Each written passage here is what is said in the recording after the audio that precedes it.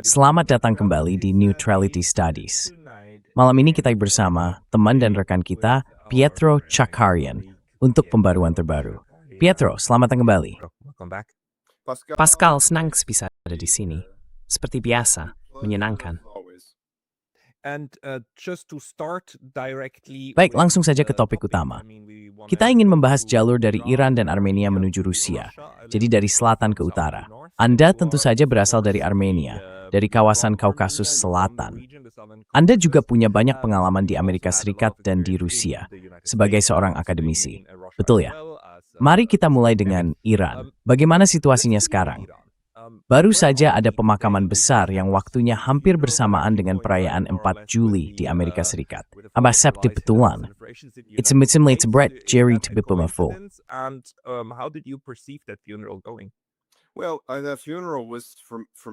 Ya, dari yang saya dengar, pemakamannya benar-benar luar biasa. Banyak sekali tamu internasional yang hadir untuk menandai wafatnya Ali Khamenei, kematiannya, pembunuhannya. Tapi yang paling terasa bagi saya adalah dua hal. Pertama, Iran sama sekali bukan negara yang terisolasi. Dan kedua, hal ini juga menegaskan bahwa Amerika Serikat sedang berada dalam posisi sulit dengan hasil perang Iran ini. Selama ini, tidak pernah ada keyakinan bahwa Iran bisa menantang Amerika Serikat dengan cara seperti ini.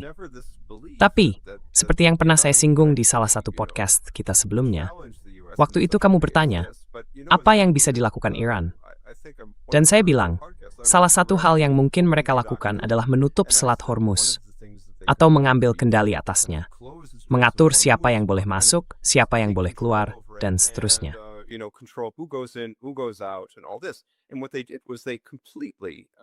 Dan yang mereka lakukan itu benar-benar luar biasa.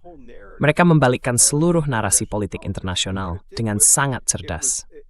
Dan kalau kita lihat ke belakang, itu sebenarnya langkah yang sangat berisiko dari Amerika Serikat. Berpikir bahwa mereka bisa menantang Iran dengan cara seperti itu. Karena Iran benar-benar membalikkan keadaan sepenuhnya. Pada akhirnya, justru kelemahan Amerika Serikat yang terlihat. Dan sebagai negara adidaya di panggung internasional, itu jelas bukan sesuatu yang ingin terjadi pada diri mereka. Tapi dalam kasus Iran, itulah yang terjadi. Jadi pemakaman Ali Khamenei. Dan tentu saja kita juga melihat ancaman dari Trump. Maksud saya, sungguh tidak pantas melakukan hal seperti itu. Apalagi dalam konteks pemakaman seorang pemimpin negara.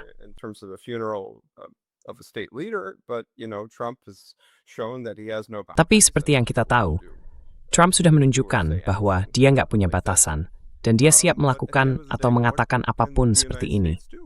Tapi pada akhirnya, apa yang bisa dilakukan Amerika Serikat? Maksud saya mereka sedang dalam posisi sulit. Dan ada juga satu hal lain dalam apa yang disebut kesepakatan yang sedang dibahas, yang coba dibentuk Amerika Serikat dengan Iran lewat mediasi Pakistan dan Qatar. Jadi sekarang pertanyaannya, apa yang akan terjadi? Apakah kesepakatan ini akan benar-benar dijalankan sepenuhnya? Banyak sekali pertanyaan soal itu. Karena salah satu bagian penting dari kesepakatan ini adalah soal Lebanon. Dan Israel, seperti yang kita tahu, bisa dibilang tidak terlalu bersikap konstruktif untuk menyebutnya dengan sangat-sangat halus di Lebanon. Jadi kira-kira begitulah situasinya sekarang untuk memberi gambaran umum tentang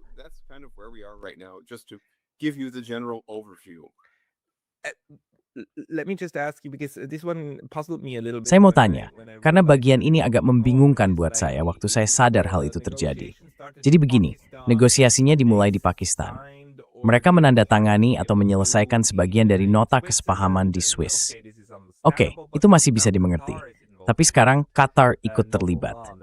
Nah, karena Qatar adalah salah satu negara yang justru kena dampak besar selama seluruh urusan ini, bagaimana Anda menafsirkan hal itu? Maksud saya, sebagian dari negosiasi sekarang dilakukan di Qatar. Padahal di awal mereka sangat keras memprotes dan bilang, ini serangan tanpa alasan terhadap kami. Waktu itu, orang-orang seperti kami langsung menepis klaim itu. Karena jelas ada pangkalan udara Amerika Serikat di sana. Dan wilayah darat serta udaranya dipakai untuk menyerang Iran, kan? Jadi, bagaimana pandangan Anda soal peran Qatar ini?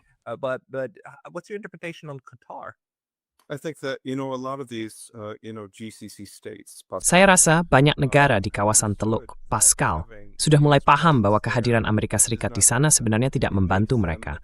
justru membuat mereka jadi sasaran, kan? Dan ngomong-ngomong, negara-negara di kawasan Baltik juga seharusnya sudah menangkap pesan itu. Finlandia, Estonia, Latvia, Lituania ya, dalam konteks hubungan antara Rusia dan Amerika Serikat. Tapi dalam hal ini, kalau kita bicara soal Teluk, makin kelihatan ada dorongan balik dari beberapa negara di sana terhadap Amerika Serikat pada akhirnya. Dan tentu saja, ada Uni Emirat Arab yang agak berbeda dari yang lain. Tapi sekarang kita lihat Qatar, kita lihat juga Arab Saudi. Arab Saudi hadir di pemakaman loh. Itu sendiri sudah menunjukkan sesuatu. Menunjukkan bahwa dinamika di kawasan itu sedang berubah.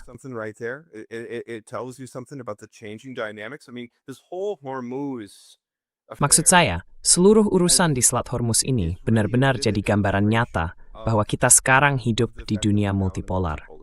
Ini contoh jelas dari multipolaritas yang sedang kita alami, momen multipolar itu sendiri.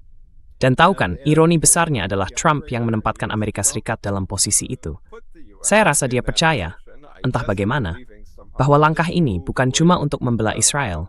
Seperti yang kita tahu, Netanyahu punya peran besar dalam meyakinkan Trump untuk berperang, tapi juga mungkin karena ide bahwa Amerika masih bisa menunjukkan kekuatannya. Kita bisa melakukan pergantian rezim dengan biaya murah, dari udara saja, tanpa pasukan darat, kan? Kita sehebat itu.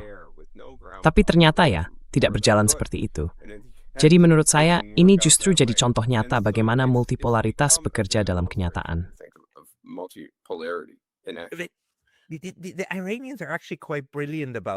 Sebenarnya orang-orang Iran itu cukup cerdas dalam hal ini ya. Karena idenya orang Amerika kan, supaya jutaan orang turun ke jalan untuk menggulingkan rezim, betul? Tapi sekarang justru jutaan orang turun ke jalan untuk menghadiri pemakaman Ali Khamenei, yang pada dasarnya adalah perwujudan dari rezim itu sendiri kan? Iya, mereka juga sangat pandai memanfaatkan momen ini untuk menyampaikan pesan ke semua pihak.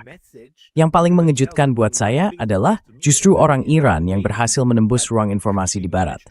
Lewat film Lego, meme, akun Twitter mereka, semua itu. Dan sekarang, dengan yang satu ini benar-benar terobosan besar. Semacam cara untuk memaksa sedikit informasi masuk ke tenggorokan Barat, bukan begitu?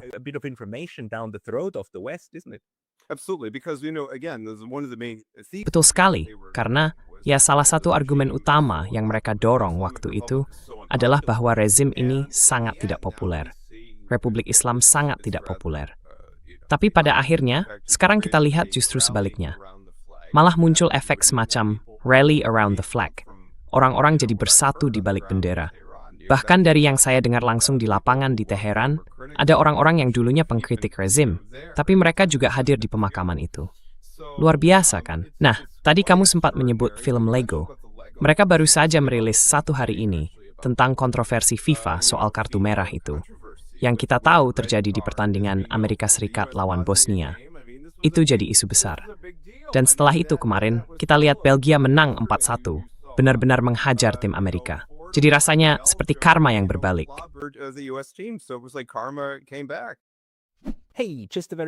Hai, cuma mau kasih tahu cepat aja. Cara terbaik untuk mendukung channel ini adalah dengan daftar di Substack gratis saya. Kamu juga bisa bantu lewat langganan berbayar di sana, atau beli merchandise baru kami di neutralitystudies.com. Linknya ada di bawah. Sampai ketemu di sana. See you there. Tapi ini juga nyambung, Pascal, sama yang terjadi selama Piala Dunia ini kan?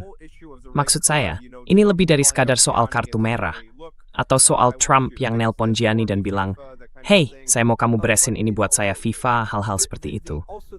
Tapi juga soal diskriminasi, perlakuan yang gak adil terhadap tim Iran. Wah, itu benar-benar memalukan di Piala Dunia kali ini. Hal itu harus benar-benar disorot.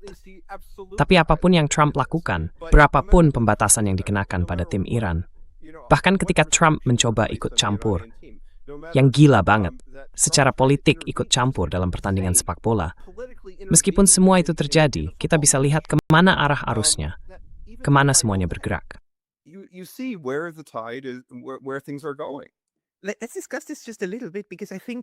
Mari kita bahas sedikit soal ini, karena menurut saya ini hal kecil yang sangat menarik dalam konteks yang lebih besar. Maksud saya sudah bilang ke kamu sebelum kita mulai tadi kan, bahwa bagi saya, seluruh urusan dengan FIFA ini adalah contoh sempurna dari apa yang disebut tatanan internasional berbasis aturan. Barat yang membuat aturannya, lalu menyuruh semua orang lain untuk patuh. Tapi begitu mereka sendiri nggak mau patuh, mereka tinggal telepon Gianni. Oh, kartu merah itu sekarang bukan kartu merah lagi. Gitu aja. Betul sekali. Betul sekali. Maksud saya begini, idenya tuh gini.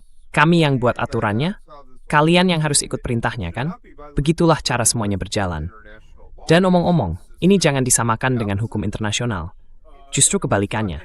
Dan sebenarnya satu hal lagi, perang dengan Iran itu adalah pelanggaran terbesar terhadap hukum internasional.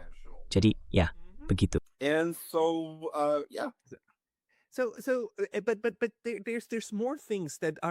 Tapi ada hal-hal lain yang juga menarik banget di sini. Maksud saya, ada momen di mana negara-negara yang langsung terancam oleh Iran, seperti negara-negara Teluk dan sebagainya, malah mengirim delegasi ke pemakaman Khamenei. Sementara itu, Amerika Serikat justru mengancam akan melakukan serangan selama pemakaman itu berlangsung. Amerika juga melakukan segala cara untuk menyingkirkan Iran dan memperlakukan mereka dengan tidak adil, bahkan memperlakukan semua pihak dengan tidak adil. Tapi kita bisa lihat, seluruh dunia sekarang mulai mengembangkan cara berinteraksi yang berbeda. Maksud saya, jelas Arab Saudi bukan penggemar Iran, jelas tidak. Tapi dalam hal seperti pemakaman dan hubungan antar negara semacam ini, mereka sudah meninggalkan paradigma Barat yang menganggap pihak lain itu seperti Hitler. Dan sejak Hitler mati, Tamimbus besorak dan memuksti Welrichi. Mengsis trokul agakter.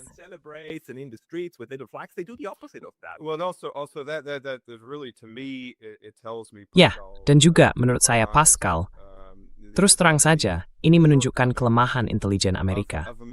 Karena kalau mereka benar-benar percaya bahwa pemerintahan Iran itu sangat bergantung pada satu orang, yaitu Khamenei, dan tidak melihat bahwa ada sistem Republik Islam yang kompleks dan sangat canggih, dengan berbagai mekanisme pengawasan dan keseimbangan, ya berarti intel mereka memang tidak terlalu bagus. Padahal, sejauh yang saya tahu, ada orang-orang yang mencoba meyakinkan Trump untuk tidak pergi berperang, karena itu akan jadi bencana bagi Amerika Serikat. Tapi suara-suara itu dibungkam. Trump menyingkirkan mereka karena secara politik, mereka tidak sejalan dengan keyakinannya bahwa dia bisa melakukan hal itu.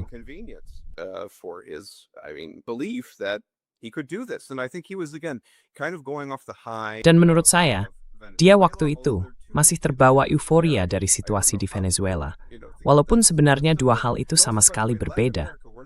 Saya nggak tahu bagaimana bisa ada yang menganggap keduanya mirip. Dan ngomong-ngomong, soal Amerika Latin itu belum selesai, karena kita masih punya persoalan dengan Kuba. Pak Rubio punya kepentingan pribadi yang ingin dia tuntaskan, kan?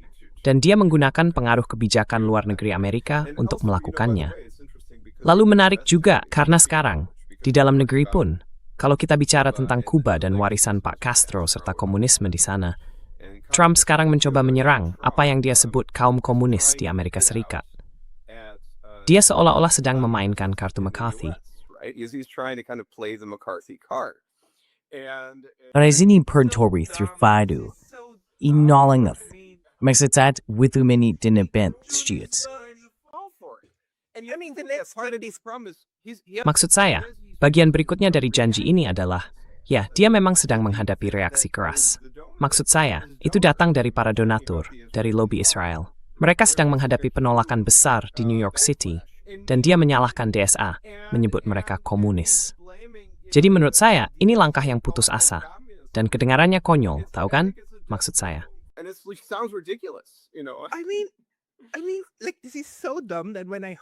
Ini benar-benar konyol. Waktu saya dengar dia ngomong begitu, saya langsung mikir, apalagi setelah ini? Mungkin bulan Agustus nanti dia bakal pergi ke Salem dan bikin kampanye melawan para penyihir. Sepertinya dia agak bingung soal sejarah dan zamannya.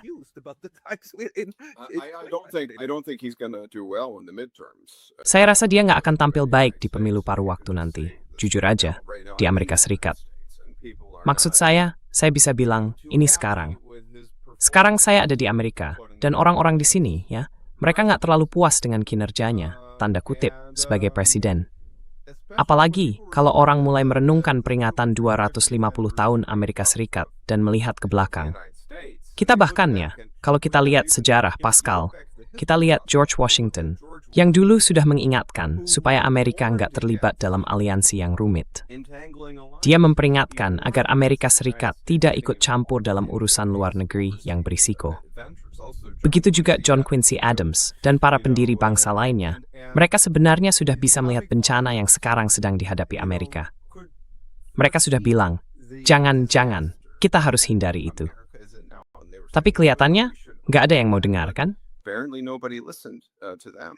I mean, There's a beautiful essay out there by Christopher Mott. Ada sebuah esai yang sangat bagus dari Christopher Mott yang membandingkan dengan sangat menarik dua hati di dalam dada Amerika Serikat. Selalu ada kelompok Washingtonian dan orang-orang Quincy, tapi di saat yang sama juga ada kaum Jeffersonian yang ingin menuju ke arah itu.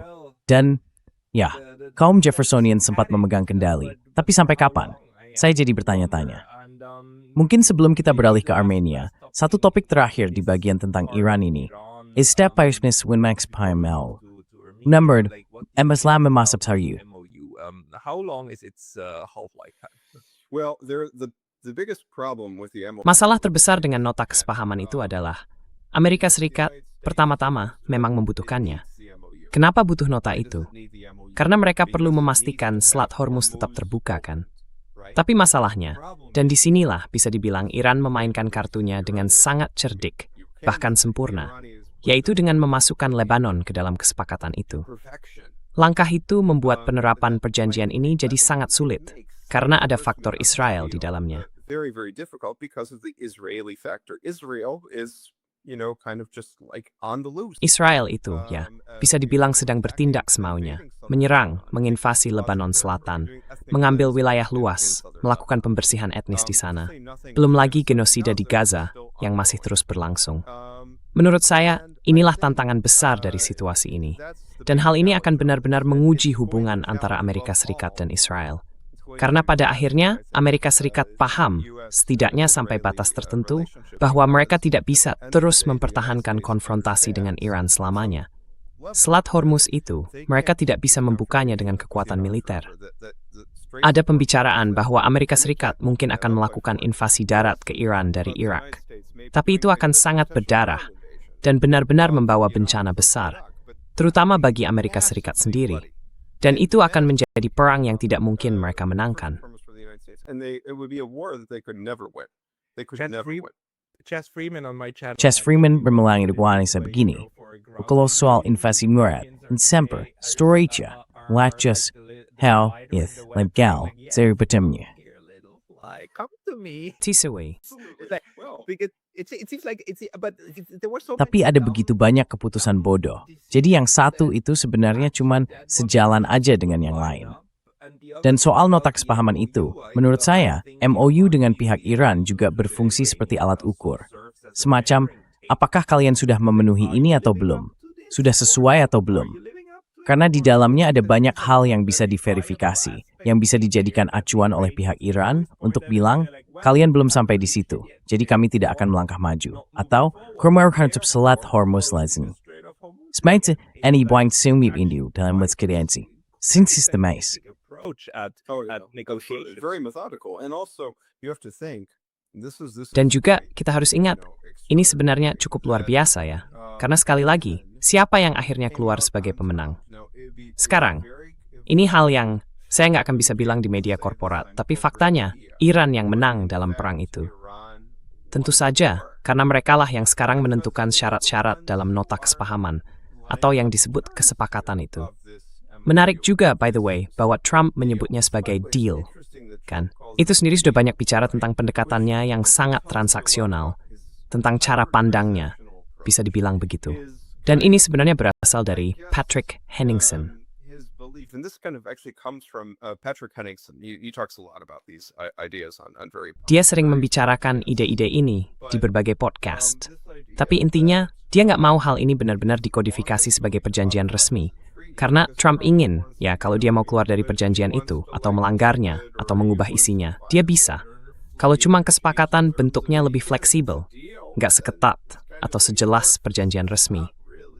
Tapi di sisi lain, apa sebenarnya yang bisa dia lakukan, Pascal Lotas? Itu pertanyaan besarnya. Apa yang bisa dilakukan sebenarnya bisa publik mak. Dan isis wat nang. And that's the reality. No, and the Iranians figured out. I mean, the US Tidak. is willing Dan to- orang-orang Iran sudah paham, maksud saya, Amerika Serikat bahkan bersedia melanggar piagam Perserikatan Bangsa-Bangsa. Nggak ada perjanjian yang lebih besar dari itu. Jadi, kamu nggak bisa membuat mereka menandatangani sesuatu yang bisa mereka langgar begitu saja. Harus ada konsekuensi nyata. Kalau mereka melanggar, harus ada dampak yang benar-benar terasa. Dengan begitu, mereka akan berpikir dua kali. Dan hal itu sudah mereka tetapkan lewat Selat Hormuz. Tapi, mari kita beralih ke Armenia sebenarnya, dan wilayah Kaukasus Selatan. Karena daerah itu sekarang juga kembali jadi wilayah yang sangat diperebutkan, terutama karena faktor geografis. Kita baru saja melihat pemilu di Armenia, dan kamu sudah memperkenalkan saya dengan beberapa rekanmu di sana, dan semua orang di kawasan itu benar-benar marah dengan apa yang terjadi. Tapi bagaimana situasinya sekarang di bulan Juli? But what's the situation now in July? Well, the situation now in July is that Nah, situasinya sekarang, di bulan Juli, ya jelas sekali penilaian dan perasaan di masyarakat adalah bahwa pemilu itu benar-benar curang. Pashinyan memang pernah menang dalam pemilu sebelumnya, dan waktu itu bisa dibilang lebih adil, lebih terbuka. Tapi yang kali ini, jelas-jelas pemilu yang direkayasa, sepenuhnya, dalam segala hal. Rekan-rekan saya ya, mereka sudah bicara dengan Anda soal detail-detailnya. Tapi di sisi lain, oposisi juga tidak punya rencana cadangan. Mereka belum benar-benar solid. Jadi akhirnya muncul pendekatan yang terpecah soal apa langkah berikutnya. Tidak ada gagasan yang jelas misalnya.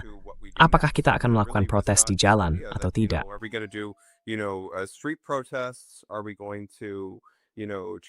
Apakah kita akannya menantang ini secara hukum? Nah, itu juga jadi masalah besar. Karena mereka sudah mencoba menantangnya lewat jalur hukum. Mereka pergi ke Komisi Pemilihan Pusat. Tapi lembaga itu dipimpin oleh sekutu Pashinyan. Jadi pertanyaannya, seberapa jauh sebenarnya hal ini bisa diubah? Sementara itu, Pashinyan justru makin menekan setelah pemilu ini, makin tidak demokratis. Dia merasa angin sedang berpihak padanya, terutama karena dukungan dari Uni Eropa. Dan itu menarik, karena Uni Eropa selalu bicara soal mendukung demokrasi. Tapi dalam kasus ini, kita bisa lihat mereka justru memfasilitasi munculnya otoritarianisme. Serius, memang begitu. Tidak ada cara lain untuk menggambarkannya.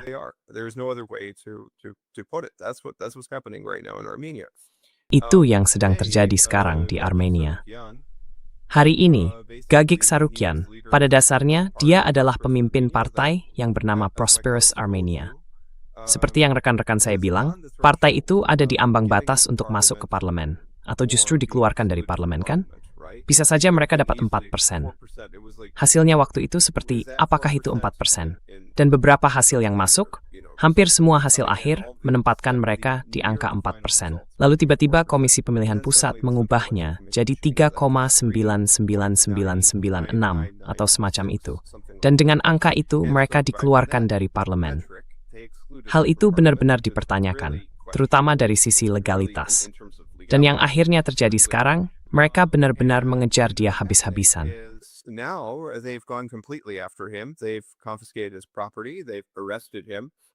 Mereka sudah menyita semua hartanya. Mereka juga sudah menangkap dia. Orang ini sebenarnya sangat kaya. Orang Armenia, mantan atlet yang tinggal di wilayah Kotaik, Armenia. Dan meskipun ada orang yang mengkritik dia, bilangnya dia itu oligark dan sebagainya. Tapi buat masyarakat lokal di Kotaik, dia banyak berinvestasi di ekonomi daerah. Jadi banyak orang di sana yang suka sama dia. Bahkan dia punya kebun binatang pribadi, lengkap dengan seekor singa. Nah, seprimat Frista seks semua miliknya, mereka menidurkan singa itu dengan obat bius. Sayangnya, singa semalamatan saat usaha mindau mana. Lepatnya, singa betina.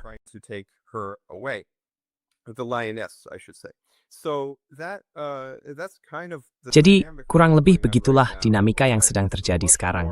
Sayangnya, situasi di Armenia jauh lebih represif. Saya sedih harus mengatakannya, tapi memang begitulah keadaannya. Hal lain yang juga menarik di sini adalah bagaimana Uni Eropa menangani seluruh situasi ini, Pascal. Semua pendekatannya didasarkan pada narasi bahwa ini adalah persoalan antara Rusia dan Barat. Mereka suka mengatakan bahwa Rusia ikut campur dalam pemilu Armenia, kan? Padahal sebenarnya tidak begitu. Tapi itulah yang mereka katakan, bahwa Rusia ikut campur dalam pemilu Armenia. Dan lebih jauh lagi, mereka mengklaim bahwa merekalah yang menyelamatkan keadaan, menyelamatkan demokrasi di Armenia dengan mendukung Nikol Pashinyan agar tetap berkuasa. Tapi kenyataannya, ada bab tersembunyi lain, ada dimensi yang tidak terlihat, yaitu unsur yang berkaitan dengan Irak. Which is the element of Iran.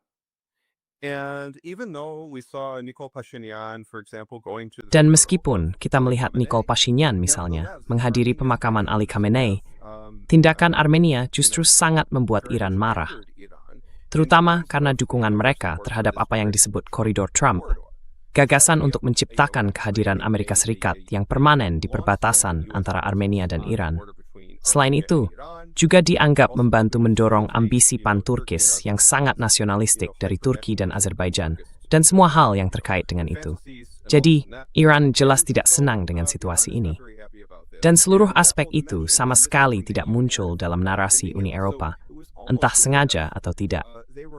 Seolah-olahkah menggunakan sentimen anti-Rusia sebagai kedok untuk mengalihkan perhatian dari apa arti kemenangan Pashinyan bagi Iran.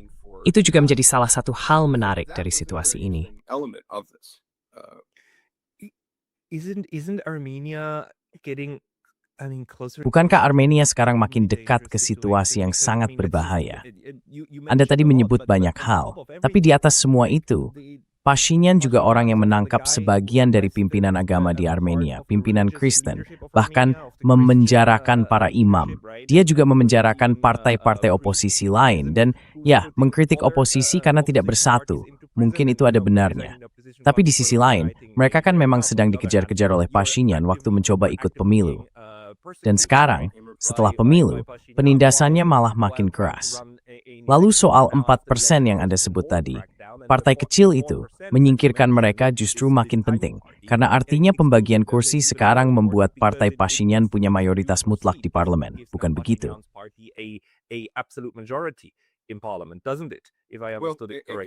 Itu memang memberinya mayoritas, tapi bukan mayoritas yang cukup besar untuk katakanlah mengubah konstitusi. Karena itulah hal yang paling besar, yang akan membuatnya bisa melakukan apapun yang dia mau. Simple majority, not absolute majority. Maaf, maksud saya mayoritas sederhana, bukan mayoritas mutlak. Mayoritas sederhana, tapi memang mayoritas sederhana itulah yang dia butuhkan untuk meratifikasi koridor perjalanan itu kan? Kalau dia menandatangani perjanjian dengan Trump lalu membawanya ke parlemen, itu sudah cukup untuk meratifikasinya. Dan kemudian menjadikannya kesepakatan selama 99 tahun, serta memberikan seluruh jalur tanah itu kepada mereka.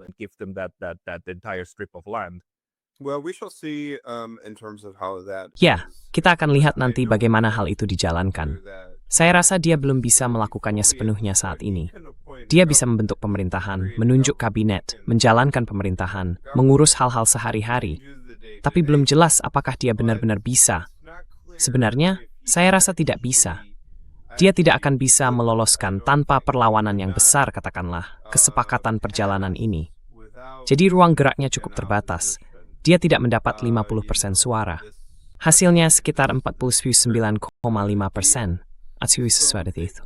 Quite limited. He didn't get 50%. He got like 49.5% or something like that. I thought the Saya pikir 4% itu, istakten its worthitas brehin bro, and map rating 50%. Bukankah? No? No, I have to double check on this, but Enggak, saya harus cek ulang soal ini. Memang ini detail kecil, tapi tetap aja kalau kita lihat dari persentasenya, maksud saya, dia sebenarnya punya mayoritas sederhana, tapi bukan mayoritas yang cukup besar untuk mengubah konstitusi. Nah, itu hal pentingnya kan? Jadi dia masih agak terbatas dalam hal apa yang bisa dia lakukan, tapi dia tetap ada di sana. Dan itu masalah utamanya. Selama dia masih di posisi itu, dia akan terus menimbulkan masalah. Dan sebenarnya, rakyat di Armenia, saya bisa bilang begis. In Armenia, I can say this. My impression is, and the aftermath is because they rigged the election. Kesan saya adalah, akibat dari semua itu, karena mereka memanipulasi pemilu dengan begitu terang-terangan, justru popularitasnya menurun setelah kampanye dan pelaksanaan pemilu itu sendiri. Jadi ini menarik, karena meskipun secara teknis, ya, menurut hasil mereka, dia menang, tapi masyarakat secara umum kelihatannya justru memandang dia lebih negatif daripada sebelumnya.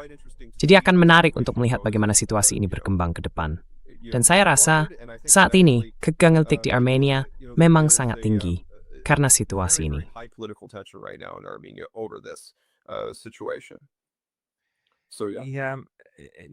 Jadi, ya, yang bikin benar-benar kesal, tapi juga terasa sangat sesuai dengan pola mereka, adalah sikap munafik dan standar ganda dari Uni Eropa yang berusaha berpura-pura seolah-olah itu seorang pembebas demokratis besar. Padahal, kalau dilihat dari semua ukuran yang objektif, ini jelas sedang bergeser ke arah otoritarianisme. Ya, benar-benar.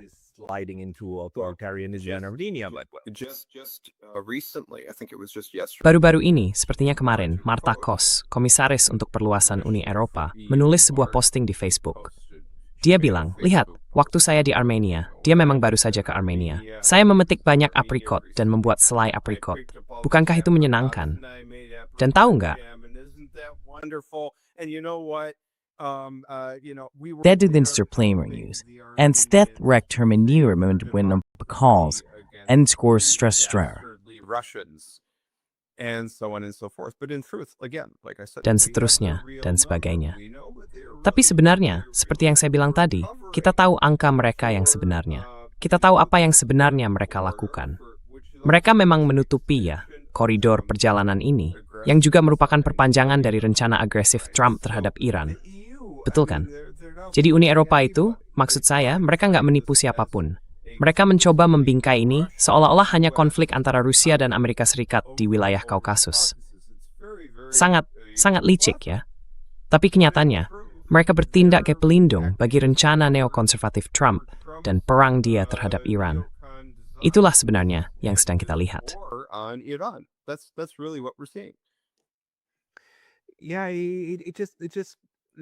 Ya, saya jadi bertanya-tanya kemana arah semua ini.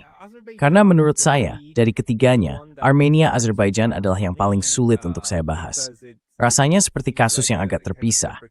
Tapi Armenia dan Georgia sebenarnya berada dalam posisi yang cukup sebanding. Salah satunya, Georgia, sedang bergerak ke arah mempertahankan sebanyak mungkin kebebasan bertindak. Bahkan ada yang bicara soal partisipasi aktif atau netralitas bagi Georgia. Sementara Armenia tampak justru menaruh seluruh taruhannya pada pihak Barat. Tepat di saat Barat sendiri sedang mengalami krisis terdalamnya dalam, kira-kira 500 tahun terakhir. Dan itu membuat saya khawatir Armenia akan terjepit di antara Azerbaijan dan Turki. Kita tahu, kedua negara itu tidak terlalu bersahabat dengan gagasan tentang Armenia yang benar-benar independen.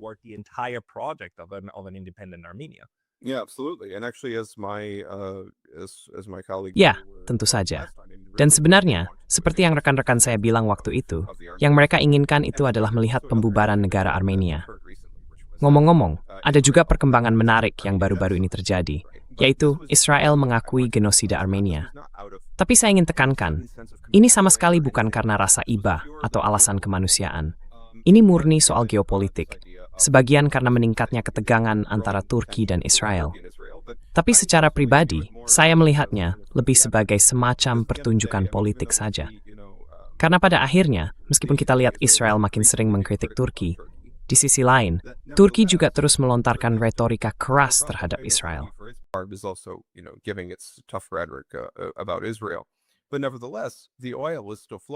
Tapi bagaimanapun juga, minyak itu masih mengalir dari Baku lewat Turki ke Israel. Jadi, menurut saya, semuanya berjalan seperti biasa. Saya rasa ada bagian dari diri saya yang berpikir bahwa ini lebih ditujukan untuk konsumsi politik dalam negeri Armenia, dan mungkin juga untuk memperkuat proyek perjalanan di dalam Armenia. Itu setidaknya salah satu teori saya. Karena sekali lagi, agak sulit memahami apa yang disebut ketegangan antara Turki dan Israel, kan? Soalnya pada akhirnya, Turki itu anggota NATO. Mereka ada di dalam lingkup dan struktur pertahanan yang sama dengan Israel. Dan seperti yang saya bilang tadi, minyaknya tetap mengalir. Jadi ada pertanyaan yang sangat masuk akal untuk diajukan soal itu. True. However, like Turkey is Benar. Tapi menurut saya Turki itu secara historis ya, hampir selalu atau setidaknya sering banget bermain di semua pihak atau ikut menari di semua pesta orang lain. Dan Turki sekarang ada di daftar hitam Uni Eropa kan? Beberapa hari lalu saja ada unggahan dari Uni Eropa yang menegur Turki.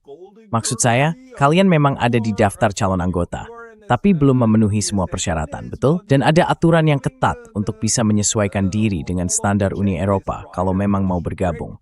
Tapi aturan-aturan ini tidak berlaku untuk Ukraina. Dan kami sangat marah pada Polandia karena mereka menghalangi upaya untuk melonggarkan semua aturan itu demi Ukraina. Sangat-sangat marah, tapi terhadap kalian.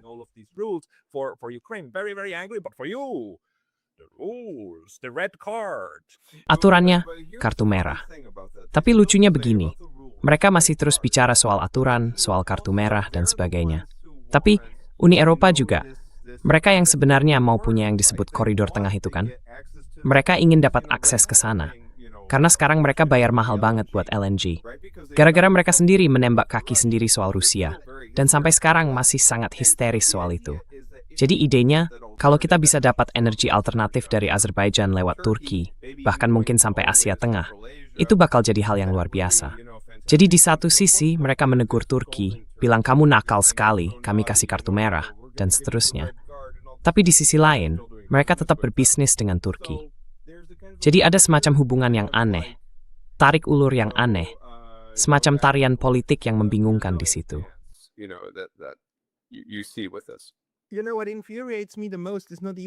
Kamu tahu, yang paling bikin saya marah itu bukan cuma kemunafikan dalam ucapannya, tapi karena kelihatannya benar-benar bodoh, seperti menjatuhkan diri sendiri. Tapi ya, kalau dipikir lagi, kalau kamu bilang misalnya, ya dapat kartu merah tapi masih terus berdagang, mungkin saya harus sedikit melunak dan bilang, oke, mereka masih bersikap realistis yang dingin. Dalam arti mereka tetap berusaha mengambil apapun yang bisa diambil. Tapi tetap saja, itu egois.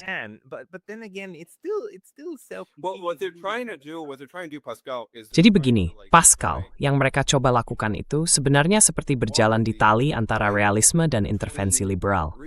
Mereka sepertinya ingin dua-duanya. Mungkin memang begitu. Kalau kita kembali ke teori hubungan internasional, ya itu yang mereka inginkan, menjadi liberal sekaligus realis pada saat yang sama. Menurut saya, hal itu justru mencerminkan kekacauan situasi internasional yang sedang kita hadapi sekarang. Tapi ya, kita lihat size Anies semua berkembang. Yang menarik, bahkan Pashinyan pun cabut pengakuan Israel terhadap genosida.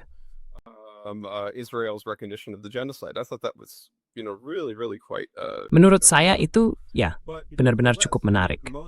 Tapi tetap saja maksud saya, terutama karena dia bilang, Israel seharusnya tidak memanfaatkan genosida sebagai senjata, dan segala macam hal seperti itu. Tapi meskipun begitu, kebanyakan orang Armenia tidak suka. Mereka bukan penggemar berat Israel atau ya Pashinyan. Dan selain itu, ada masalah lain juga, karena sekarang Israel sendiri sedang terlibat aktif dalam genosida mereka sendiri. Jadi, bagaimana hal itu bisa memberi bobot apapun pada keputusan mereka untuk hangkue genosida mana?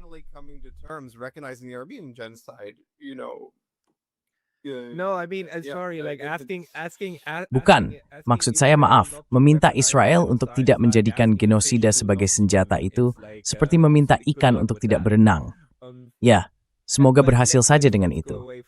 Tapi mari kita tinggalkan dulu perdebatan itu, dan mungkin kita geser sedikit lebih jauh. Karena kalau kita lihat ke Rusia sekarang, ada banyak sekali obrolan di bagian internet yang saya sebut komentariat tentang apa yang sedang dilakukan Rusia. Di satu sisi, mereka sudah berkali-kali diserang oleh drone dan beberapa rudal dalam beberapa bulan terakhir.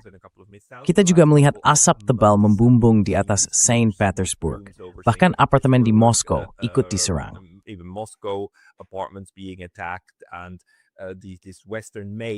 Dan senjata buatan Barat, buatan Eropa itu, kemudian dirakit di Ukraina dan ditembakkan ke arah Rusia, benar-benar untuk menimbulkan kepanikan di dalam wilayah Rusia. Di sisi lain, Rusia membalas dengan serangan ke Ukraina, termasuk serangan besar-besaran ke Kiev. Tapi Rusia juga mengancam akan menargetkan Ukraina, meskipun jelas belum benar-benar melakukannya. Jadi bagaimana Anda memahami situasi ini? Karena pertanyaannya adalah, Apa sebenarnya strategi Rusia untuk menghadapi apa yang menurut saya seperti taktik salami slicing dari NATO, memecah perang ini sampai masuk ke daratan Rusia? Ini sebenarnya bukan hal baru, tapi skala serangan drone dan rudal dalam beberapa bulan terakhir, menurut saya, menandai fase yang baru. That is kind of a new phase to me. Well, I think that when we look, Pascal, at the situation right Menurut now, saya, Pascal, kalau kita lihat situasi sekarang dengan perang yang sedang berlangsung, dan juga kondisi Rusia sendiri, hal pertama yang perlu kita pahami adalah perang ini berjalan dengan kecepatan yang ditentukan oleh Rusia. Betul, ya. Ada pandangan bahwa mungkin ini perang yang melelahkan karena Ukraina tampil luar biasa di medan tempur dan membuat Rusia kewalahan.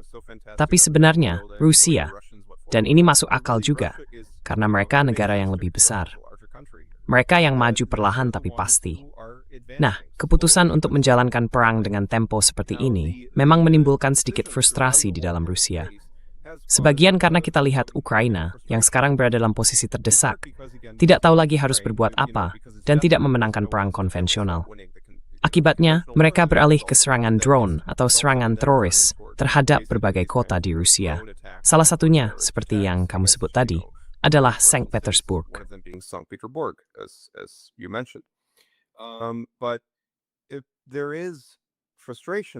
Tapi ada rasa frustrasi di dalam Rusia karena perang berjalan terlalu lambat. Saya sendiri sempat berada di Saint Petersburg pada bulan Mei, dan menarik sekali melihat bahwa banyak orang tampak lelah dengan perang ini. Selain itu, ada juga rasa kesal soal akses ke Telegram. Ya, Rusia melakukan hal itu karena alasan keamanan mereka sendiri terhadap Ukraina dan sebagainya. Tapi tetap saja, Telegram adalah aplikasi pesan yang paling banyak digunakan di Rusia. Jadi sekarang, Isis Wraith Magma, introvniambak itwaigsianli VPs, meskspert malam hilkans, skrutu, leismet melaham race before. People are not blaming the government. There's not. I don't see there being a palace coup against Putin. Saya tidak melihat akan ada kudeta istana terhadap Putin atau hal semacam itu. Dan orang-orang di jalan masih menyalahkan pemerintah di Kiev atas apa yang sedang terjadi. Sekarang, dalam perang yang berlangsung belakangan ini, Rusia sebenarnya telah merebut. Itu kemenangan besar bagi mereka. Dan itu berarti mereka hampir siap untuk mengambil alih sisa wilayah Donbas, karena setelah ini ada Kramatorsk dan Sloviansk. Dulu sekali, saya bisa bilang, pada tahun 2014, di Perang Donbas yang pertama, Sloviansk dan Kramatorsk adalah dua kota yang sangat penting. Pada akhirnya, Ukraina berhasil merebut kembali kendali atas kota-kota itu, dan mereka sudah memperkuat pertahanannya selama hampir 10 tahun sekarang.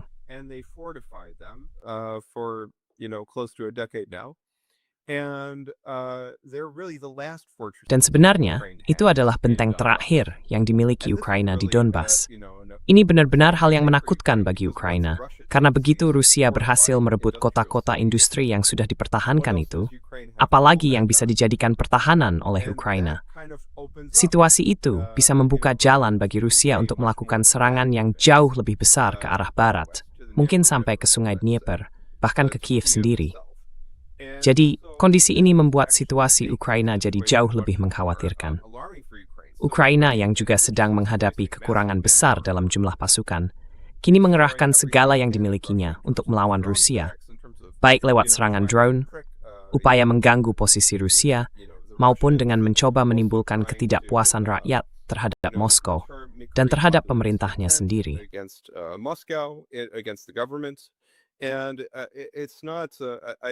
Dan bukan itu maksud saya.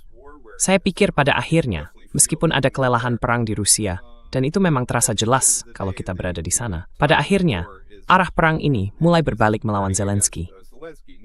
Nah, meskipun begitu, banyak orang Rusia merasa frustrasi dengan apa yang mereka dengar dari Eropa, dari para politisi Eropa yang bilang, kita harus ya menghadapi Rusia, dan segala macam pernyataan seperti itu. Tapi pada akhirnya, kalau kita bicara dengan para ahli yang benar-benar paham soal ini, kita harus berpikir seberapa kuat sebenarnya kemampuan pertahanan negara-negara Eropa. Kalau mereka berjuang sendirian, kekuatannya tidak besar. Betul kan?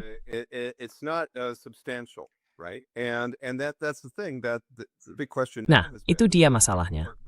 Pertanyaan besar sekarang, terutama kalau kita bicara soal media alternatif. banyak yang membahas tentang skenario Karaganov.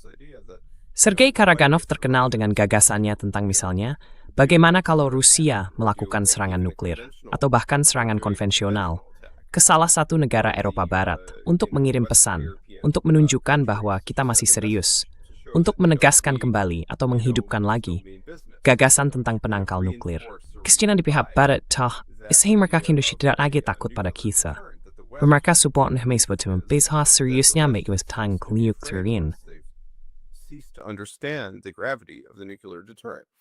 But at the end of the day, I don't believe. Tapi pada akhirnya, saya tidak percaya sebagian besar warga Rusia punya keinginan untuk memperluas perang ini ke Eropa Barat. Mereka lebih fokus pada kekalahan konvensional atas Ukraina. Jadi itulah sebabnya, maksud saya, muncul retorika yang lebih keras yang sekarang terdengar di Rusia. Dan hal itu seharusnya sangat mengkhawatirkan bagi orang Eropa. Tapi saya tidak berpikir begitu. Dan juga, rakyat Eropa, saya bisa bilang begini, Pascal, dan tentu saja kamu orang Swiss, jadi kamu pasti bisa memahami hal ini. Tapi menurut saya, rakyat Eropa sudah lelah dengan para elit. Mereka tidak lagi menelan mentah-mentah retorika perang seperti ini, meskipun hal itu sudah meresap ke media, dan juga ke dalam pembahasan resmi, pembahasan yang disetujui secara resmi. The official discussion, the officially sanctioned discussion. Yes, it has, and as quite Ya, often memang we begitu. also find Dan things seperti yang in sering kita European lihat juga di population, masyarakat right? umum, ada semacam pembagiannya. Somewhere Kira-kira around mengikuti the pola normal distribusi normal. distribution, about Sekitar 30% sejalan dengan narasi media, sekitar 30% menentangnya, dan sekitar 40% di tengah-tengah, yang berpikir, ya ini buruk, tapi Rusia itu jahat. Kita sebaiknya tidak berperang, tapi saya juga berharap Putin segera mati. Ya, semacam pandangan seperti itu. Iya,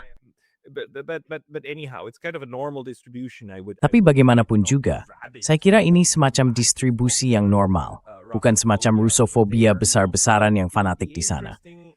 Tapi penjelasan paling menarik yang saya dengar belakangan ini datang dari Vladimir Brovkin. Dia bilang, pada dasarnya Rusia sedang menggabungkan dua elemen strategis. Yang pertama, apa yang tidak membunuhmu akan membuatmu lebih kuat. Jadi, mereka benar-benar memanfaatkan momen ini untuk belajar bagaimana mencegat drone, rudal, dan sebagainya. Dan memang, kita melihat dampaknya mulai berkurang, walaupun jumlah serangan itu terus meningkat. Artinya, Rusia sedang membuat kemajuan teknologi dan militer dalam menghadapi semua ini. Di sisi lain, sembunyikan kekuatanmu, tunggu waktu yang tepat. Karena semakin banyak waktu yang dimiliki Rusia untuk terus memperkuat diri dengan kapasitas produksi besar yang mereka jalankan, semakin banyak pula persenjataan yang mereka kumpulkan di belakang layar. Tarasenko, Oresnik, Seymour. They're getting in the background, including Oreshniks and whatnot, and their military is still growing. Dan militer mereka masih terus berkembang. Jadi, bisa dibilang, mereka makin lama makin besar, seperti beruang yang terus tumbuh. Dan pada titik tertentu, ini agak mirip dengan anjing Chihuahua yang menggonggong keras pada bulldog besar, atau pada beruang besar, tapi dari balik jendela kaca. Begitu jendela kaca itu hilang, si Chihuahua baru sadar apa yang sebenarnya terjadi. Dalam arti tertentu, mungkin mereka sedang menunggu momen itu. Dan itu juga yang sedang mereka kerjakan bersama orang Amerika. Suatu saat nanti, jendela kaca itu bisa saja hilang. Nah, kalau itu terjadi, para Chihuahua akan menghadapi masalah besar. Tapi saya nggak tahu bagaimana menurut kamu soal hal seperti itu.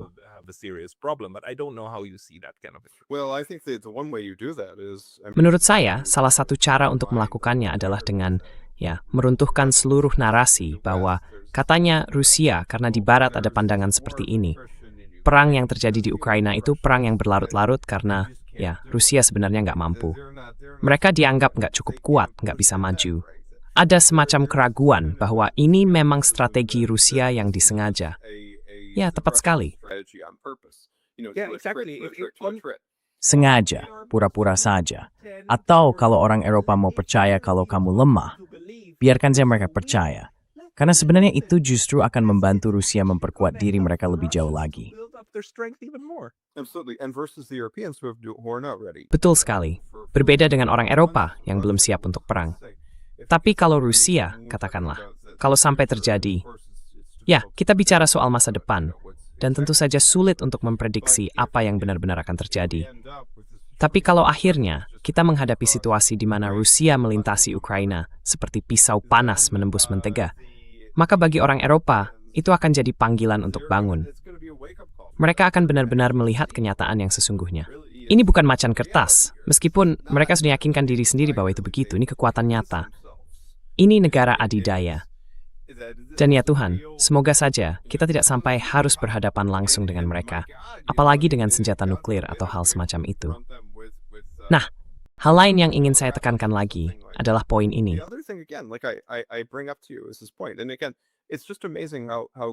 Dan sekali lagi, luar biasa rasanya melihat bagaimana beberapa negara seolah tidak memperhatikan kawasan lain di dunia. Negara-negara Baltik misalnya. Mereka berpikir, kalau kita punya NATO di sini, kalau kita dilindungi oleh NATO, dan ini juga berlaku untuk Finlandia dan Swedia, maka itu akan mencegah segala bentuk serangan Rusia atau situasi negatif apapun yang bisa merugikan mereka. Tapi, lihat apa yang terjadi dengan negara-negara GCC di Teluk Persia. Lihat apa yang terjadi pada mereka. Padahal mereka punya begitu banyak pangkalan militer Amerika yang besar dan canggih. Dan tetap saja, Iran menyerang mereka. Itu seharusnya jadi pelajaran. Kalau kita kembali ke republik-republik Baltik, itu hal yang seharusnya mereka pelajari dari pengalaman itu. Tapi sayangnya, saya tidak melihat hal itu terjadi.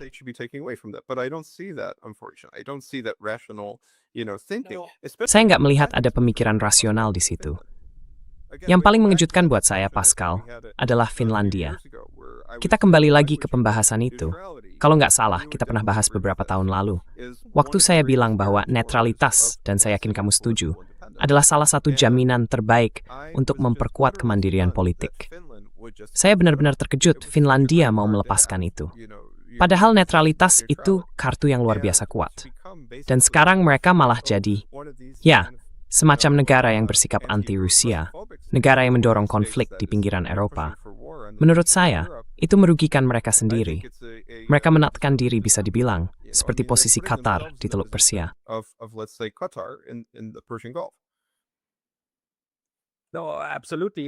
Iya, tentu saja. Maksud saya, soal yang pertama tentang negara-negara Baltik, tadi Anda bilang Anda berharap mereka mendapat memo itu. Masalahnya dengan orang Eropa dan negara-negara Baltik adalah mereka biasanya baru menerima memo itu dari para sejarawan, 50 tahun setelah kejadian sebenarnya. Betul sekali. Dan terus terang, Pascal, ini adalah tragedi besar bagi Eropa. Karena, seperti yang sudah sering saya bahas di program ini, Eropa punya sejarah panjang tentang perang. Dan itu bukan sesuatu yang menurut saya orang Eropa tidak tahu. Mereka jelas membaca sejarah. Mereka tahu sejarah mereka sendiri. Mereka tahu tentang perang 100 tahun. Mereka tahu tentang perang agama. Mereka tahu sejarah Perang Dunia Pertama dan Perang Dunia Kedua. Tapi yang menarik adalah, seolah-olah Uni Eropa dulu sudah belajar semua itu. Dan sekarang mereka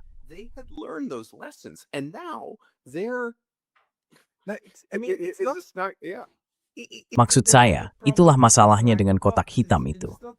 Bukan karena tidak ada orang di dalamnya yang tahu, tapi karena orang yang tahu justru bukan orang yang tepat.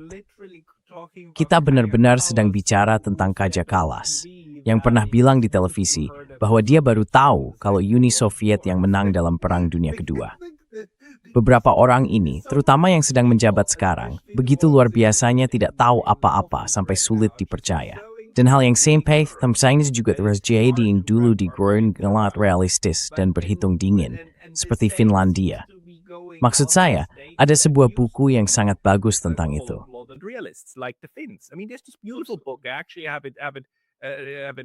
Saya sebenarnya punya bukunya di depan layar saya. Netralitas, ya, kumpulan esai karya Urho Kekkonen. Kekkonen, negarawan besar Finlandia, presiden dan pemimpin jangka panjang, sangat paham bahwa netralitas Finlandia harus melindungi sisi barat laut Uni Soviet. Selama hal itu terpenuhi, selama Finlandia berfungsi sebagai penyangga di sisi barat laut, negara itu akan dibiarkan sendiri dan baik-baik saja. Dan memang begitu. Finlandia tidak dipaksa masuk ke Pakta Warsawa karena sudah menjalankan peran keamanannya bagi Soviet. Dan mereka, pihak Soviet, paham betul soal itu. Tapi sekarang, para pemimpin Finlandia tidak memahami hal itu lagi. Tidak. Mereka tidak memahaminya. I seriously question the Finnish leadership. Maksud saya benar-benar meragukan kesetiaan para pemimpin Finlandia dalam melindungi rakyatnya sendiri. Mereka justru menempatkan rakyatnya dalam bahaya. Dan bukan cuma itu, kalau kita lihat ke belakang, mereka seharusnya tahu betul biaya yang harus dibayar dalam perang, terutama dengan Rusia. Kita bisa ingat perang musim dingin, lalu perang lanjutan. Itu bukan hal yang bisa dianggap enteng.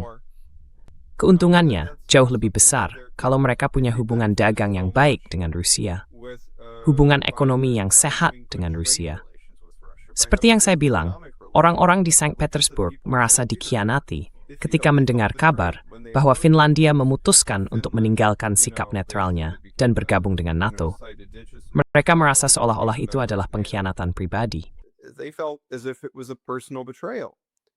Moreover, what's interesting, Pascal, is how this Selain itu, term yang menarik, Pascal, adalah bagaimana istilah Finlandisasi ini berubah menjadi istilah yang bernada negatif di Barat. Dan itu memang dibuat seperti itu, saya kasih tahu, dengan sengaja. Karena orang-orang di kompleks militer industri, orang-orang di industri pertahanan Barat, terutama di Amerika Serikat, yang apapun yang terjadi, ingin berhadapan langsung dengan Rusia, para komunis jahat itu, pada akhirnya berusaha menanamkan gagasan bahwa netralitas itu buruk, bahwa kita tidak seharusnya netral. Mereka berpikir, mungkin kita bisa membalik posisi Finlandia dan menjadikannya benteng melawan Rusia. Bahkan pada masa krisis rudal Kuba, JFK, kalau saya tidak salah, pernah berkata kepada Anastas Mikoyan, bagaimana perasaan Soviet kalau begitu? how would the Soviets feel? How would the people of Leningrad feel if Finland joined? Bagaimana perasaan warga Leningrad kalau Finlandia bergabung dengan NATO? Seolah-olah dia bisa tahu kan memerintahkan orang Finlandia untuk melakukan itu.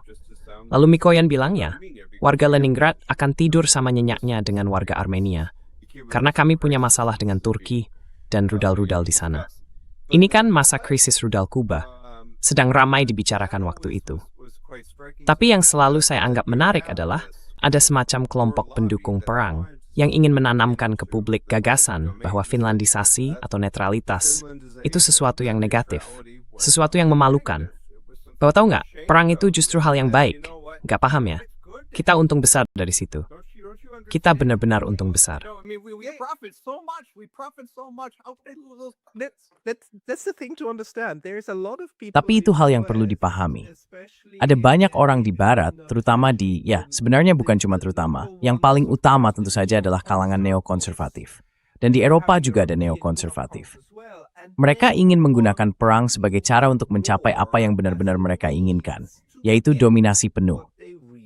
Dalam pandangan dunia seperti itu, sikap netral dianggap sama buruknya dengan pihak lawan. Bahkan bisa dibilang lebih buruk karena bisa melemahkan posisi mereka.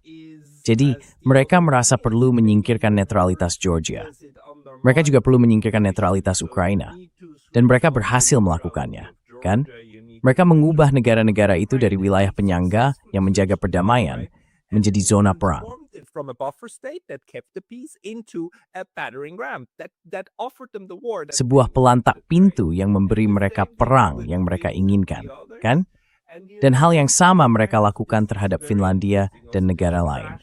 Dan tahu nggak, ini menarik sekali, termasuk cara mereka menjelek-jelekan istilah netralitas sampai terdengar seperti sesuatu yang buruk. Finlandisasi itu cuma salah satu contohnya. Contoh lain yang juga menarik adalah bagaimana 150 tahun kebijakan netralitas Amerika Serikat diubah citranya menjadi isolasionisme. Sebelum tahun 1945, nggak ada yang menyebutnya isolasionisme. Semua orang yang mendukung kebijakan itu menyebutnya netralitas, karena memang itulah yang dimaksud. Itu sebabnya para ahli netralitas terbesar di abad ke-20 justru orang Amerika. Itu that demikian berat hal itu dan serius. Jadi, minta everything to meet me growing. Very strongly. So it's fascinating, Ya, dan sebenarnya itu kembali ke posisi itu. Pascal, ini semua berawal dari para pendiri bangsa. Mereka tidak ingin Amerika Serikat terlibat dalam urusan luar negeri yang rumit. Mereka ingin membangun sebuah republik di sini. Itulah sebabnya George Washington pada tahun 1793 menyatakan bahwa Amerika bersikap netral terhadap bangsa-bangsa Eropa, bukan terhadap yang lain, tapi terhadap bangsa Eropa. Absolutely, absolutely. But also speaking of the United Betul States, sekali. the other thing I Betul wanted to sekali. mention is how Tapi now, juga kalau bicara soal Amerika Serikat, hal lain yang ingin saya sebutkan adalah bagaimana sekarang. Kamu tahu Trump dulu mencoba menegaskan sejak awal masa pemerintahannya bahwa katanya masalah Ukraina ini bisa dia selesaikan dalam 24 jam. Tapi pada akhirnya ya, sepertinya 24 jam itu jadi sangat panjang. Karena kita masih di sini dan masih menunggu perdamaian itu datang.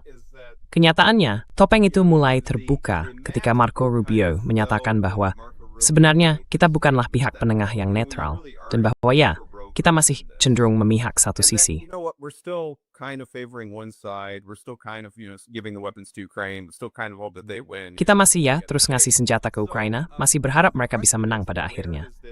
Jadi pertanyaannya, di mana sekarang semangat Anchorage itu berdiri? Ini pertanyaan besar. Dan saya rasa orang Rusia merasa semua itu cuma pura-pura, bahwa mereka sudah ditipu. Maksud saya, seperti film dokumenter tentang lapangan golf di Skotlandia yang judulnya You've Been Trumped. Nah, ini mirip seperti itu. Mereka ditipu, Rusia ditipu, dan sekarang mereka memutus menuju Amparing Staselage. And so now they have to figure out what they're going to do, and I think that they've decided that, what, we can't trust. Saya rasa mereka sudah memutuskan begini. Kita nggak bisa percaya sama Trump. Apapun yang dia katakan, dia itu pembohong bawaan. Dia cuma ngomong seenaknya. Apapun yang dia rasakan, langsung dia lontarkan. Dia ngepost apapun yang dia mau di Truth Social. Dan sebenarnya, sekarang ini banyak orang Amerika lagi merenung. Karena ini kan ulang tahun ke-250 Amerika. Mereka mikir, gimana ceritanya kita bisa sampai di titik ini, punya presiden seperti Trump? Gimana kita bisa beralih dari Franklin Delano Roosevelt ke Donald Trump? Dan ngomong-ngomong, Joe Biden juga, karena dia pun dianggap bencana. Gimana kita bisa dari John Fitzgerald Kennedy sampai ke Trump? John Fitzgerald Kennedy to Trump. Maksud saya ini benar-benar bikin bingung. Gimana bisa kita beralih dari Abraham Lincoln ke Trump? Benar. Orang-orang sedang berusaha memahami hal ini, bahwa kita bukan lagi seperti dulu. Dan Trump adalah simbol yang paling jelas dari perubahan itu. Dan menurut saya, ya apalagi yang bisa dikatakan. Ya, maksud saya begini. Saya punya dua cara pandang soal ini. Yang pertama, mungkin kita sedikit melebih-lebihkan tokoh-tokoh sejarah itu. Kalau kita melihat mereka lebih dekat, mungkin bahkan seseorang seperti George Washington pun tidak akan tampak semurti yang kita bayangkan sekarang. Selain itu, maksud saya, bahkan dengan Franklin Delano Roosevelt, kalau kita bicara tentang penahanan warga Jepang dan semua hal itu, ya saya bukan, yang hampt, itulah suasana umum yang populer di Amerika. No, but then on the other hand, you also have the pictures of Enggak, tapi di sisi lain, kamu juga punya foto-foto setiap presiden, kan? Kamu bisa taruh semuanya berjejer, lalu lihat satu persatu. Mulai dari Roosevelt dan JFK, terus ke Nixon, lalu turun, lalu Clinton, Bush, Clinton lagi, Bush lagi, dan Obama. Clinton and Bush again and Obama. And like, hey. The turning point was the neoliberalization. Titik baliknya adalah saat ekonomi Amerika mengalami neoliberalisasi, ketika Amerika meninggalkan paham Keynesian dan juga meninggalkan gagasan American Dream, yang sebenarnya dulu terus meluas dan mencakup semakin banyak orang seiring waktu. Dulu, negara ini didirikan oleh para pria kaya, kulit putih, pemilik tanah. Lalu akhirnya perbudakan dihapuskan. Setelah itu, sekitar tahun 1964, muncul gerakan hak-hak sipil. Lalu, perempuan juga mendapatkan hak untuk memilih. Dan pada akhirnya, kelas pekerja pun punya kesempatan untuk naik kelas, karena ekonomi saat itu memungkinkan mobilitas sosial. Tapi sekarang, dengan neoliberalisme, kita melihat Amerika yang jauh lebih terbelah secara kelas dibanding sebelumnya. Bahkan lebih parah daripada masa Gilded Age. Konsentrasi kekayaannya benar-benar gila. Tapi Pietro, bagaimana kamu bisa mengatakan itu? But Pietro, how can you say that? I mean, Maksud saya, negara ini dulu didirikan oleh pria-pria kaya, berkulit putih dan pemilik tanah. Dan sekarang, orang terkaya di Amerika Serikat adalah seorang keturunan Afrika. Bukankah itu kemajuan yang luar biasa? a great program. That's what they love to do. See, that's what they love to do. They love to Itu yang mereka suka lakukan, kan? Itu yang mereka suka lakukan. Maksud saya cukup dengan mengubah identitas saja. Misalnya, kalau di puncak sebuah perusahaan, ditempatkan seorang perempuan, seorang kulit hitam, dan seorang gay, lalu tiba-tiba muncul anggapan bahwa, nah, sekarang kita sudah maju, sekarang mereka sudah di puncak segalanya seperti itu. Padahal, kenyataannya itu tidak mengubah fakta bahwa perusahaannya tetap bersifat predator, tetap mengeksploitasi, dan sebagainya. Kalau cuma menggunakan kulit atau wikafuwa, misalnya tetap tidak bersama. Persoalannya jauh lebih dalam. But isn't that cool? We've got. It's dying pre-feep Youth. Itu step dan iki. Nomi yang pulih cerming. Isn't that Kasi it's kebetulan yang pas. I mean, sorry. It's just. Maksud saya maaf. Hanya saja, kamu tahu, ironi dan polemiknya seolah menulis dirinya sendiri di situasi sekarang. Itu yang menarik. Tapi mungkin satu hal terakhir tentang Amerika Serikat. Menurut kamu, apakah akan sampai pada titik di mana Trump benar-benar mencoba menepati apa yang dia katakan? Karena kamu juga bisa menyebut masa kepresidenannya sebagai presiden satu hari kan? 24 jam yang tak pernah berakhir. Tapi menurut saya, orang Rusia masih ya, meskipun sudah terjadi banyak hal, Vladimir Putin tampaknya masih menganggap hubungan dengan Donald Trump ini penting. Dan itu membuat banyak orang bingung. Menurut kamu, bagaimana menjelaskannya? Which baffles quite a lot of people. How do you make sense? It baffles a lot of people, but you also have to think, Pascal, it's necessary. Hal itu membingungkan banyak orang. Tapi kamu juga harus ingat, Pascal, ini memang perlu. Karena tahu sendiri, pada akhirnya mereka tetap butuh hubungan dengan Washington. Karena jujur saja, sekarang ini ada 3 kekuatan besar di dunia.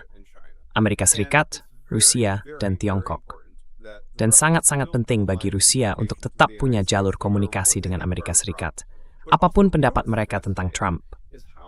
Tapi yang menarik, kamu tahu adalah saat hari kemerdekaan, justru Trump yang menelepon Putin. Orang mungkin mengira Putin atau pihak Rusia yang akan mengirim ucapan selamat. Memang, dia melakukannya. Dia mengirim surat. Iya. Tapi tetap saja, seperti yang saya pahami, Trump yang menelepon Putin. Called Putin, as I understand. It's quite interesting, and I wonder what they were. Menarik juga ya. Officially, it was- Saya penasaran sebenarnya mereka membicarakan apa. Secara resmi sih katanya soal Ukraina, kalau nggak salah. Tapi saya yakin ada juga pembahasan soal Iran di situ. Tapi siapa yang tahu bagaimana hasil akhirnya nanti? Nah, itu hal utama yang perlu kamu pahami, Pascal. Putin masih ingin menjaga jalur komunikasi dengan Donald Trump, apapun pendapat kita tentang Trump. Itu intinya.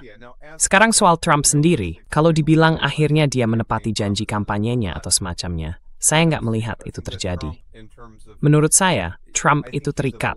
Ya, dia punya kewajiban terhadap para donornya, dan dia juga bagian dari rawa politik itu sendiri.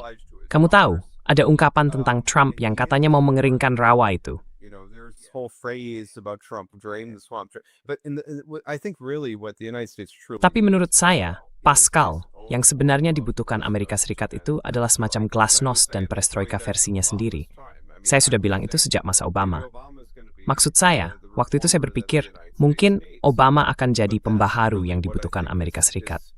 Tapi, ya, menurut saya, satu hal positif yang bisa diambil dari masalah Iran ini, dari sudut pandang Amerika, adalah semoga hal itu mendorong lebih banyak refleksi ke dalam. Bahwa, kita harus sadar, kita nggak bisa ada di sejuta tempat sekaligus. Kalau benar-benar mau memajukan demokrasi, seperti yang pernah dikatakan Jack Matlock, mantan duta besar Amerika Serikat terakhir untuk Uni Soviet. Kalau mau memajukan demokrasi, tunjukkan bagaimana itu bekerja di dalam negeri. Dan sekarang ini, Amerika Serikat belum menunjukkan bahwa sistemnya benar-benar berjalan baik di dalam negeri. Itu masalah besar. Showing how well it works at home. It's a big problem. Yeah, I think you're right, but on the other hand, Saya rasa kamu benar. Tapi di sisi lain, atau lebih tepatnya, dari sudut pandang Vladimir Putin, situasi ini bisa dilihat sebagai bentuk pemahamannya yang kuat terhadap realitas. Seolah dia berkata, ya, saya tahu orang di Gedung Putih itu akan membunuh saya kalau dia bisa. Mungkin dia sudah pernah mencoba. Dia membunuh orang Iran, kan? Pemimpin Iran itu. Saya tahu dia akan membunuh saya kalau bisa, tapi saya pastikan dia tidak bisa. Dan saya akan tetap menjaga jalur komunikasi dengannya, karena apalagi yang bisa dilakukan. Kamu juga tidak bisa membuat orang Amerika itu menghilang. Jadi, kamu tetap menjaga komunikasi dengan mereka yang akan membunuhmu kalau mereka punya kekuatan untuk melakukannya. Tapi kamu harus mencegah mereka punya kemampuan itu. Nah, itulah dunia baru, dunia multipolar. So, well, that's the multipolar world. Yeah, absolutely. And that's how, and I mean, de facto, I mean, that's the Betul reality sekali. we live in. Even if- Maksud saya, secara de facto, itulah kenyataan yang kita hadapi sekarang. Menariknya, kalau kita dengarkan media Amerika, mereka masih berbicara seolah-olah kita masih hidup di masa unipolar, seolah-olah ini masih tahun 92 atau 95 atau semacam itu. Padahal jelas sekali, secara de facto kita sudah berada di masa multipolar. Contoh yang paling nyata tentu saja adalah seluruh peristiwa di Selat Hormuz. Dan saya tidak melihat, maksud saya pikir itu akan benar-benar tindakan bunuh diri kalau Amerika Serikat mencoba melakukan invasi ke Iran dari Irak atau semacamnya. Oh ya, satu hal lagi. Ancaman Trump terhadap Iran itu cukup mengkhawatirkan. Trump's threats toward Iran are rather alarming. We all know this. I mean, we've heard, his. Kita semua tahu soal ini. Maksud saya, kita sudah sering dengar. Kita tahu ancamannya yang terkenal untuk melenyapkan peradaban Iran. Pertanyaan besarnya adalah, apa yang akan dilakukan Rusia atau Tiongkok dalam situasi seperti itu? Karena kalau sampai pada titik di mana kita menghadapi kemungkinan serangan nuklir terhadap Iran, semoga saja tidak terjadi. Lalu di mana posisi kita? Saya rasa bahkan Korea Utara baru-baru ini juga sempat menyampaikan pernyataan bahwa kalau Iran diserang dengan senjata nuklir, mereka akan merespons. Dan itu ya, hal yang sangat serius. Sangat serius kalau bicara tentang bagaimana reaksi dunia kalau benar-benar terjadi serangan nuklir terhadap Iran.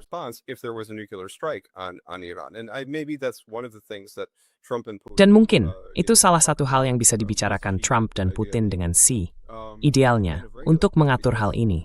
Karena tahu kan, ketika Trump tiba-tiba membuat ancaman gila seperti, saya akan melenyapkan seluruh peradaban Iran, lalu dia juga, memposting atau meretweet video dari Levin, seorang komentator neokonservatif Amerika, yang bilang mungkin serangan nuklir ke Iran, itu ide yang bagus.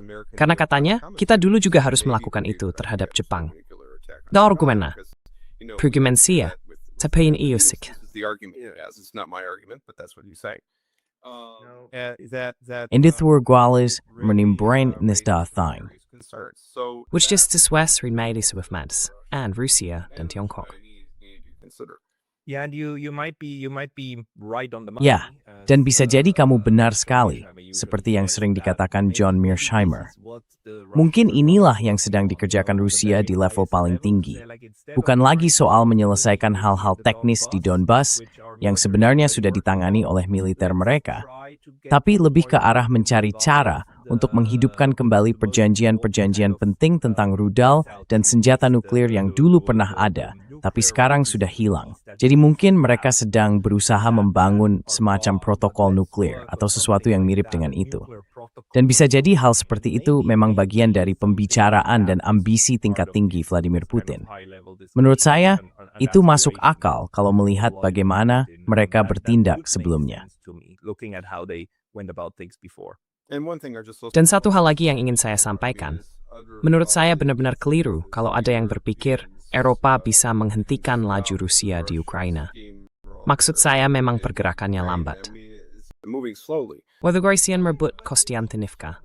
When you take Konstantinovka, then it's just a matter of time before. Jadi ini cuma soal waktu sebelum mereka sampai ke Kramatorsk dan Sloviansk.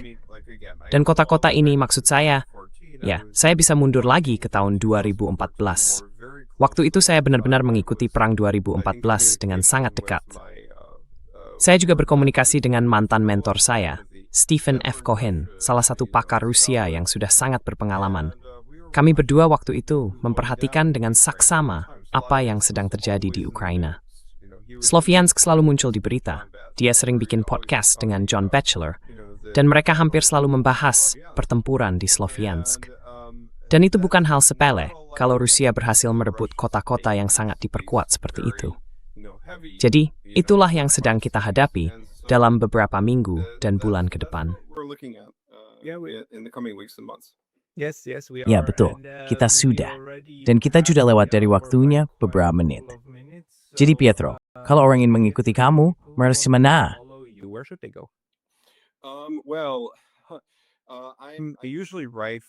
Biasanya saya menulis untuk Komite Amerika untuk Kesepahaman AS Rusia. yang dulu dikenal sebagai Komite Amerika untuk Kesepahaman Timur Barat. Saya juga kadang menulis untuk The Realist Review milik James Carden, jadi Anda bisa menemukan tulisan saya di sana. Selain itu, saya juga menulis sebuah buku berjudul Anastas Mikoyan, seorang reformis Armenia di Kremlin Khrushchev. Jadi, kira-kira begitulah tentang saya. Sayangnya saya belum punya Substack sendiri. Ja, Struve sende op Hindenburg-case. Ja, begitu.